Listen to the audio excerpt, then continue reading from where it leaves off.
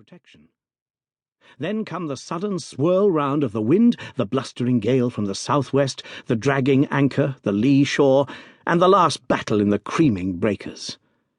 The wise mariner stands far out from that evil place. On the land side, our surroundings were as sombre as on the sea. It was a country of rolling moors, lonely and dun-coloured, with an occasional church tower to mark the site of some old-world village.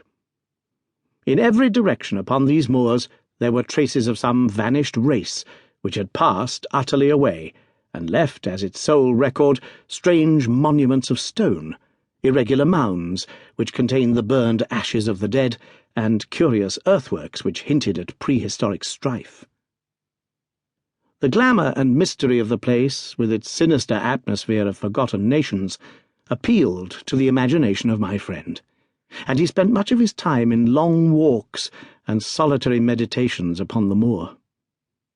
The ancient Cornish language had also arrested his attention, and he had, I remember, conceived the idea that it was akin to the Chaldean, and had been largely derived from the Phoenician traders in tin.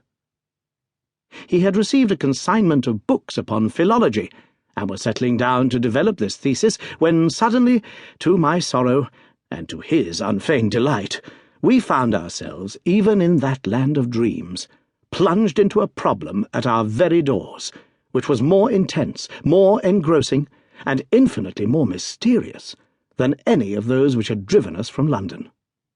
Our simple life and peaceful, healthy routine were violently interrupted, and we were precipitated into the midst of a series of events which caused the utmost excitement, not only in Cornwall, but throughout the whole west of England.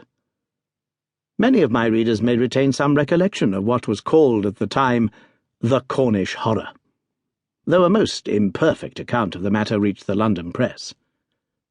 Now, after 13 years, I will give the true details of this inconceivable affair to the public.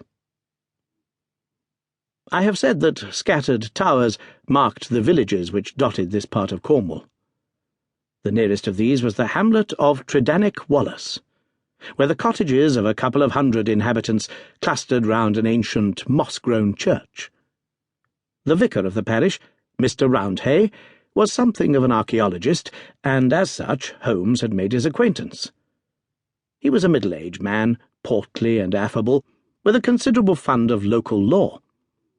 At his invitation we had taken tea at the vicarage, and had come to know also Mr. Mortimer Tregennis, an independent gentleman who increased the clergyman's scanty resources by taking rooms in his large, straggling house. The vicar, being a bachelor, was glad to come to such an arrangement, though he had little in common with his lodger, who was a thin, dark, spectacled man with a stoop which gave the impression of actual physical deformity. I remember that during our short visit we found the vicar garrulous, but his lodger strangely reticent, a sad-faced, introspective man, sitting with averted eyes, brooding, apparently, upon his own affairs. These were the two men who entered abruptly into our little sitting-room on Tuesday, March the 16th, shortly after our breakfast hour, as we were smoking together preparatory to our daily excursion upon the moors. "Mr. Holmes," said the vicar in an agitated voice, "the most extraordinary and tragic affair has occurred during the night. It is the most unheard-of business. We can only regard it as a special providence that you should chance to be here at the time, for in all England you are the one man we need." I glared at the intrusive vicar with no very friendly eyes, but Holmes took his pipe from his lips and sat up in his chair like an old hound who hears the view halloa. He waved his hand to the sofa, and our palpitating visitor, with his agitated companion, sat side by side upon it.